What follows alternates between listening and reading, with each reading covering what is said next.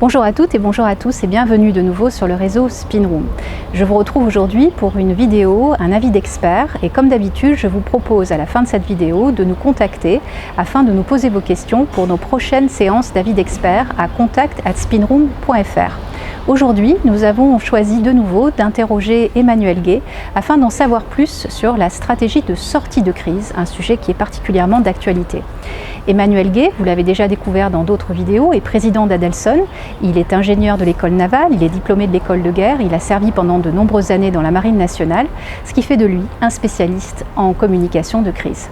Donc Emmanuel, merci de répondre à notre invitation. Bonjour Vanina, merci de cette présentation, je la trouve très élogieuse. Effectivement, dans ma carrière, j'ai eu à être confronté à un certain nombre de situations de tension. On peut parler de crise, on n'est pas évidemment dans l'échelle de la crise du Covid-19, on est bien loin de ça.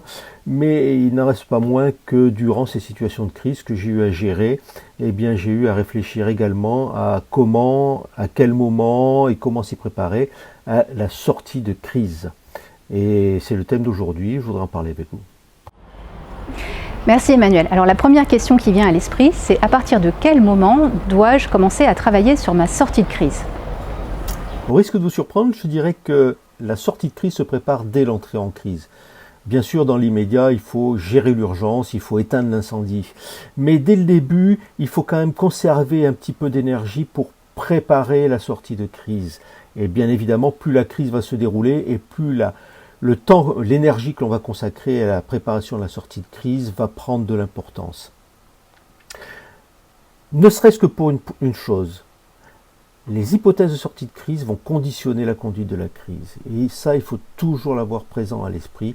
Comment est-ce que je veux sortir de cette crise? Comment est-ce que je vais en sortir? Et du coup, quelles actions je mets en œuvre pour en sortir le plus proprement possible? Et puis dans la gestion de la sortie de crise, il y a un élément qui est très important, c'est de faire la distinction entre deux types de crises. Les crises que l'on maîtrise et celles que l'on ne maîtrise pas du tout. Mais c'est étonnant parce qu'on aurait plutôt l'idée de penser qu'une crise est par nature non maîtrisable, non contrôlable. Oui, je comprends bien sûr votre étonnement. On a le sentiment que quand il y a crise, on ne maîtrise absolument rien. C'est pas tout à fait vrai. On peut maîtriser un certain nombre de choses, on peut maîtriser les dispositions que l'on prend ou ne pas les maîtriser. Pour illustrer ça, prenons l'exemple du Covid-19. C'est évidemment la pandémie qui a déterminé la crise dans laquelle nous sommes, mais c'est l'État français qui a décidé les mesures de confinement et donc de stopper d'une certaine manière l'activité économique. Et il appartient à l'État français de réouvrir, quand il le souhaite et comme il le souhaite, les relations entre les entreprises, entre les personnes. Alors que les entreprises qui dépendent de l'État, des décisions de l'État, n'ont aucun moyen de piloter cette sortie de crise. En tout cas, pas dans le tempo. Si je veux prendre un exemple plus concret pour les entreprises, vous imaginez que vous êtes dans une entreprise A, que votre entrepôt a brûlé, tout votre stock a brûlé, eh bien vous allez prendre évidemment des mesures conservatoires pour stocker votre matériel ailleurs, pour retrouver des principes, des voies d'acheminement du matériel, des voies d'approvisionnement. Et donc vous allez pouvoir décider à quel moment vous allez retrouver un fonctionnement normal ou qui va correspondre à une activité normale. Donc vous pilotez en partie votre crise et votre sortie de crise. En revanche, si vous êtes l'entreprise B qui dépend de l'entreprise A pour ses approvisionnements, tant que l'entreprise A n'a pas réouvert ses circuits de production, ben vous, entreprise B, vous êtes totalement dépendant de la réouverture des circuits. Et donc vous n'avez aucune maîtrise de la sortie de crise, en tout cas sur le tempo de la sortie de crise. Alors pourquoi c'est stratégique de savoir si l'on se trouve dans un cas de figure ou dans l'autre? Eh bien, cette distinction est importante parce que si dans les deux cas, il va falloir bien évidemment savoir comment sortir de la crise, dans le cas où on maîtrise le tempo, ce qui est généralement le facteur sur lequel on a le plus d'action possible quand on a un sentiment de maîtriser une partie de la crise, eh bien, il va falloir très très finement réfléchir au timing, au tempo de sortie de crise. Je l'évoquais dans un précédent entretien avec vous, la gestion de crise va supposer la mise en place d'actions qui vont être très efficaces pour gérer la crise à laquelle on est confronté. Et donc on va faire converger tous les efforts de la structure vers la résolution de ce problème. Ce qui fait qu'on va avoir des effets qui vont être très positifs, bien évidemment. Si je prends le cas du Covid, si le but de sortie de crise, c'est d'éviter que l'on ait trop de contaminés, eh bien on va arrêter tout contact, on va arrêter tout échange, et bien évidemment, on va sortir de la crise, c'est-à-dire qu'il n'y aura plus de contaminés puisqu'il n'y a plus d'échange. En revanche, comme on va lutter de manière très efficace, il y a un autre problème qui va arriver, c'est que petit à petit, on va quelque part tuer l'économie. Et donc on va avoir une courbe de gain qui consiste à voir le nombre de contaminés diminuer, donc cette courbe de gain va augmenter, mais en revanche, on va avoir une autre courbe qui va, elle, être importante, qui va être celle de la réduction de l'économie. Et bien, c'est au croisement de ces deux courbes qu'il va falloir réagir et dire, et maintenant, il faut sortir de la crise parce que les effets bénéfiques attendus ne sont plus suffisants par rapport aux inconvénients induits par les moyens mis en place. Donc, on est vraiment dans ce calcul-là, quels sont les effets bénéfiques des moyens mis en place et quels sont les effets néfastes, nocifs de ces moyens mis en place. Ça, c'est quand on maîtrise un peu le tempo. Quand on ne maîtrise pas le tempo, là, on va se contenter, si je puis ainsi m'exprimer, d'envisager les mesures qu'il faut mettre en place à partir du moment où le tempo sera développé par celui qui le maîtrise. Alors, selon vous, quelles sont les erreurs à ne pas commettre ? Chaque crise étant spécifique, les erreurs à ne pas commettre peuvent varier d'une crise à l'autre. Néanmoins, on va trouver quelques constantes à mon sens. La première erreur, probablement, c'est de ne pas se préoccuper de la sortie de crise. Bien sûr, c'est l'essentiel de ce que je disais jusqu'à présent, mais ne pas se préoccuper de la sortie de crise veut dire qu'une fois qu'on sera rétabli, qu'on aura franchi cette crise, si on ne s'est pas donné les moyens de survivre après, de continuer après, eh bien ça n'aura servi à rien de surmonter la crise.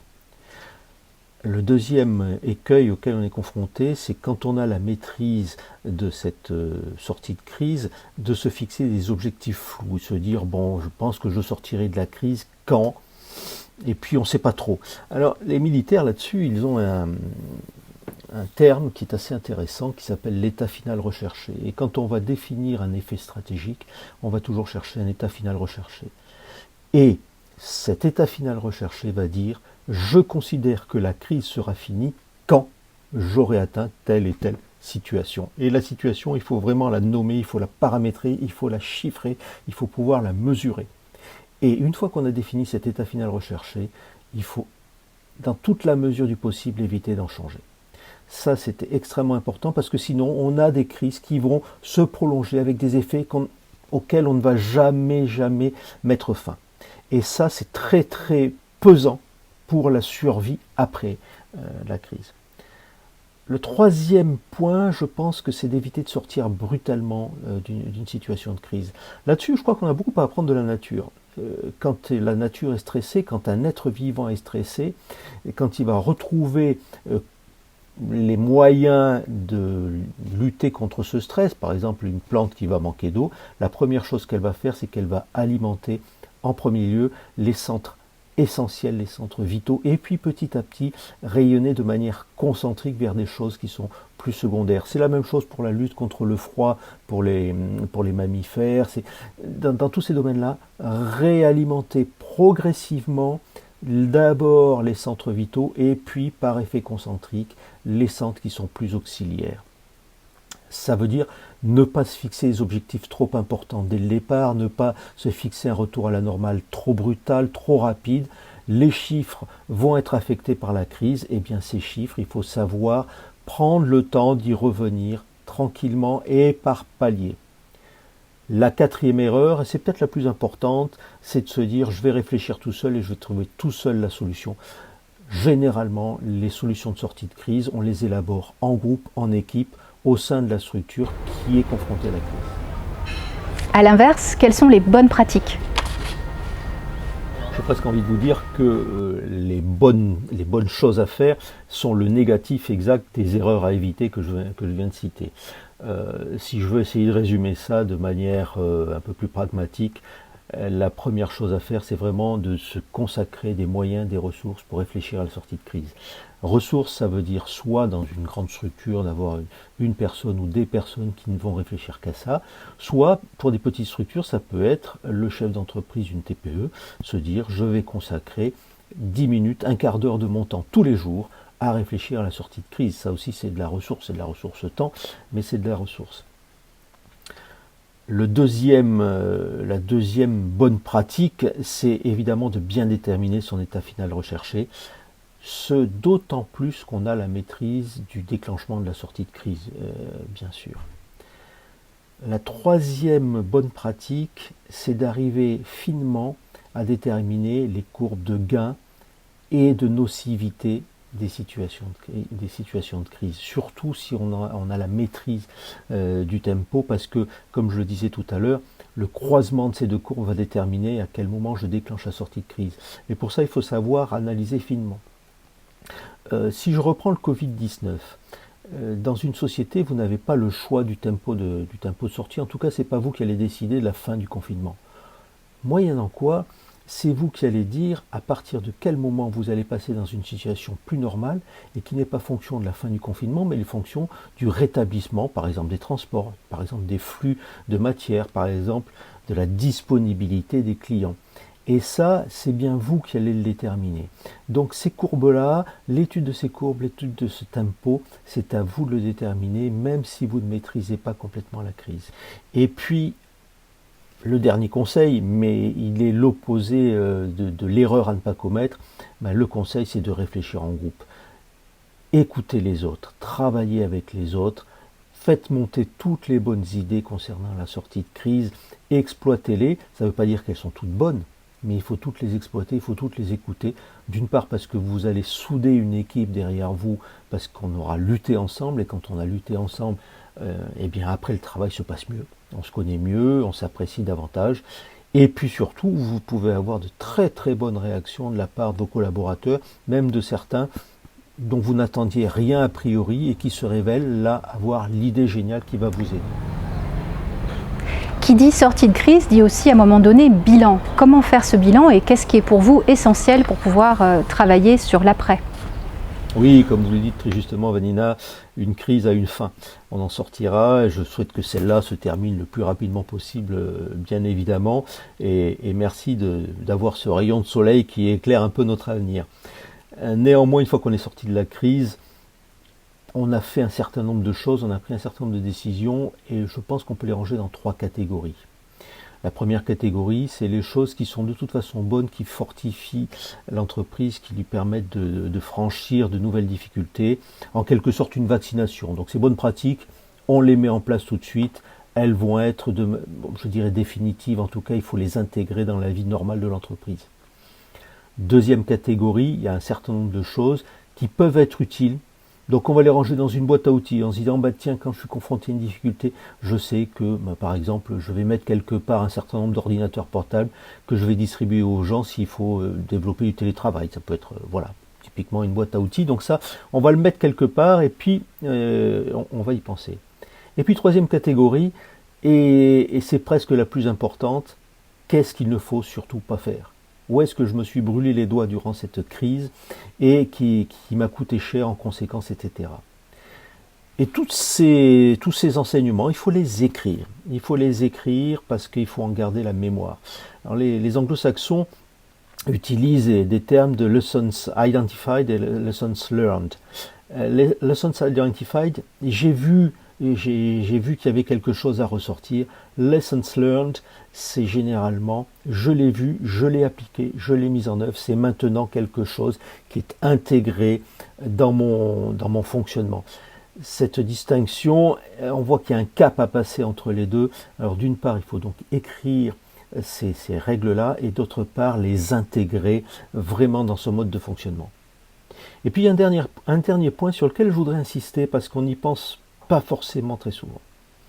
Il faut penser à remercier. La crise est passée. Tout le monde a souffert. On a souffert ensemble. Il s'est passé des choses. On s'est soudés. On a constitué des nouveaux liens entre les personnes. Remercier les gens.